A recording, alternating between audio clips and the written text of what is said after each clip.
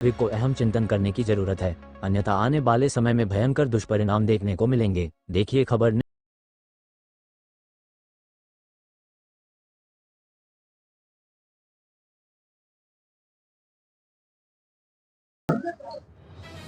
मेरा नाम महावीर है। मैं 1975 में संघ का प्रचारक निकला था और मेरा प्रारंभिक जीवन जम्मू कश्मीर के अंदर बीता। मैं वहाँ सब जिलों में प्रचारक रहा और जब आतंकवाद प्रवेश कर रहा था उस समय कश्मीर घाटी संघ की दृष्टि से मेरे पास थी। मैं वहाँ का भाग प्रचारक था कश्मीर घाटी का। और मैंने आतंकवाद से पहले की जो घटनाएं हैं अपनी आंखों से देखी हैं, क्या क्या हुआ, कैसे हुआ। कुल मिलाकर हमारे साथ भी वो ऐसी घटना करके चले गए थे। हमको ठीक होने में भी एक लगभग 5 साल लगे थे। ये हमने भोगा है।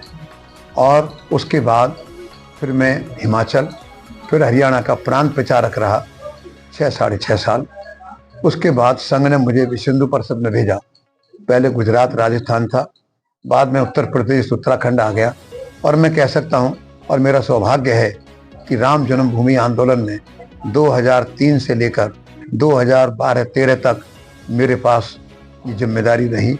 और आंदोलन के अंदर जो भी संगठन के अधिकारियों ने योजना बनाई पूरी ताकत से भाग लिया है, खूब अच्छी तरह भाग लिया है। जेल भी काटी, मार भी खाई। और उसके बाद इस समय में मैं अपना एक चैनल, यूट्यूब चैनल चला रहा हूँ और इसके नाते मेरा प्रवास, मेरा घूमना होता रहता है। अभी तक 1 वर्ष हो गया है। मेरे चैनल का नाम है द शंखनाद। मैं देश, धर्म, समाज और जो महापुरुष का जन्म हुआ या उनका बलिदान हुआ उनकी जीवनी डालता हूँ। 165 के लगभग वीडियो अभी तक मैंने उसके माध्यम से डाल दी। मैं और क्या करता हूँ आपको जानकारी के लिए बता रहा हूँ। मैं जो बोलता हूँ, जो वीडियो पर जारी करता हूँ, या जो मैंने संघ से, विश्व हिंदू परिषद से संस्कार लिए होंगे, मैं केवल बोलने से काम नहीं चलेगा। आज जो देश की परिस्थिति है, मैं प्रवास करता हूँ, समाज के लोगों को, हिंदू समाज को जगाने का काम करता हूँ।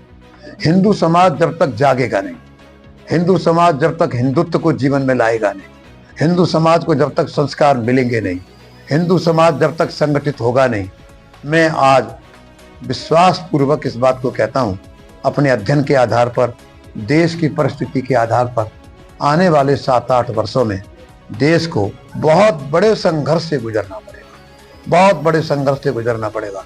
कोई दुनिया की ताकत इस संघर्ष से हमको बचा नहीं पाएगी।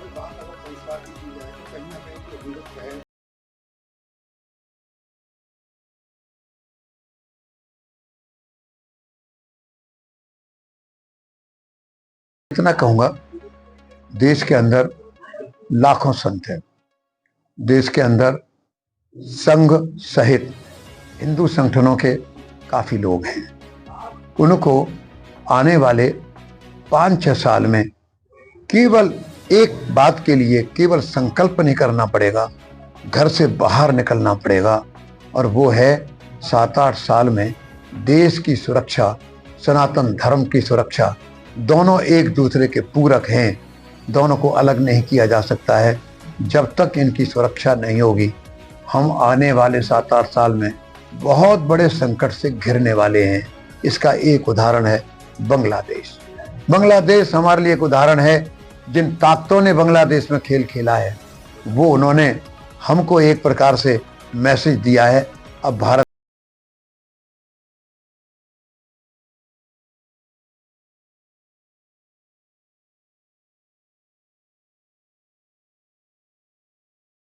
जगाने की, संगठित करने की, और इसको be prepare for any struggle, किसी भी प्रकार का संघर्ष आए उससे जूझने की, इसके अंदर एक इसकी मोटिवेशन, इसकी मानसिकता तैयार करनी।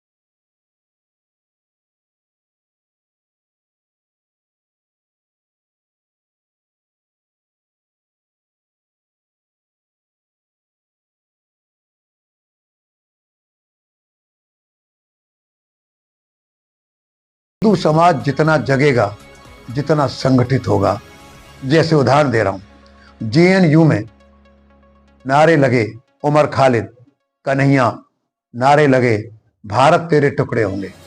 एक नंबर 2, भारत की सेना ने बहुत सारे प्रांतों पर कब्जा किया हुआ है, तमिलनाडु अलग होना चाहिए, बंगाल अलग होना चाहिए, पंजाब अलग होना चाहिए। तीसरा उन्होंने नारा दिया, कितने अफजल मारो, कितने आतंकवादी मारोगे, हर घर से अफजल निकलेगा, हर घर से अफजल निकलेगा। जिस दिन ये नारा लगा, एक बात मन में विचार करो, अगर कहीं पाकिस्तान में कोई हिंदू ये नारा लगा देता किसी यूनिवर्सिटी में, कितने मुसलमान आकर के विश्वविद्यालय को घेर लेते। अगर 8-10 लाख हिंदू दिल्ली के उठ करके जेएनयू को 3 घंटे के लिए घेर लेते, उस समय कभी उनके यहाँ लालू यादव जी जा रहे हैं, कभी लालू यादव का बेटा जा रहा है, कभी अरविंद केजरीवाल जा रहा है, कभी राहुल गांधी जा रहे हैं। ये लोग जो जा रहे हैं, केवल 10 लाख हिंदू जाकर दिल्ली विश्वविद्यालय को घेर लेता, अब देखते इनकी हालत क्या होती। बस ये समाज इकट्ठा जल्दी से नहीं होता है, ये इसको रोग है। हिंदू धर्म के लिए विशेष तौर पर अत्यधिक ऐसे प्रयास किए गए हैं कि कहीं ना कहीं प्रताड़ना दी गई है, उनसे लेकर अब तक वही बातें चलती चली आ रही हैं जो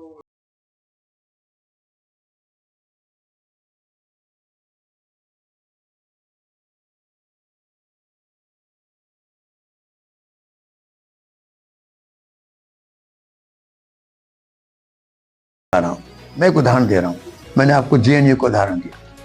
अरविंद केजरीवाल, लालू यादव, अखिलेश रामायण पर, सनातन धर्म के बारे में अभी क्या क्या बोल गए।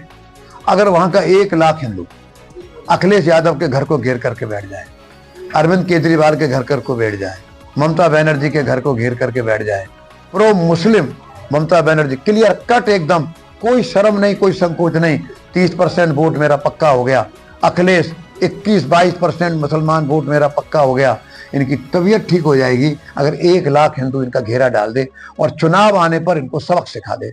इसके अलावा और कोई चारा नहीं हो सकता है। जागना, घेराव करना शांतिपूर्ण, और चुनाव में इनकी तबीयत ठीक कर देना, इनकी तबीयत ठीक हो जाएगी। बढ़ते संघर्ष को देखते हुए भारत किस प्रकार उद्धार होगा, कैसे आतंकवादी गतिविधियों से मुक्त होगा, तो इसमें क्या सनातनियों को अपनी इच्छा देखने को मिलेगा? कुछ काम नरेंद्र मोदी जी ने किए, आपने जो समस्याएं बताई देश के लिए, आतंकवादी, मुसलमान, गड़बड़ करने वाले लोग के लिए, और बहुत सारा काम योगी जी ने किया है, बहुत सारा काम योगी जी ने किया है। बहुत सारी चीजों के लिए तो दोषी हम हिंदू ही हैं। अगर हमारे मुख्यमंत्री हेमंत बिस्व शर्मा ने कुछ वो जो थे मदरसे पर खत्म कर दिया, मदरसे, लोगों ने कहा आपने मदरसे खत्म कर दिए, कहने लगा नहीं, मैंने मदरसे खत्म नहीं किए, ना करूंगा ना करने दूंगा, पर जिन मदरसों में आतंकवादी गतिविधियां चलेंगी और भारत विरोध की योजनाएं जहां पर बनेंगी, वो मदरसा है क्या, मुझे उसको मुख्यमंत्री के नाते उसको बंद करने का, उसको समाप्त करने का मुझे अधिकार है, मैं आगे भी करूंगा। ऐसी स्ट्रॉन्ग लीडरशिप चाहिए। आने वाले समय में क्या लगता है भारत को जागरूकता और भारत को प्रति जो युवा है उनको जागरूक होने की आवश्यकता है? मैं एक बात बड़े कॉन्फिडेंस से कह सकता हूं, अभी पिछले 3 महीने में मैं 55-60 बैठक और कार्यक्रम करके आया।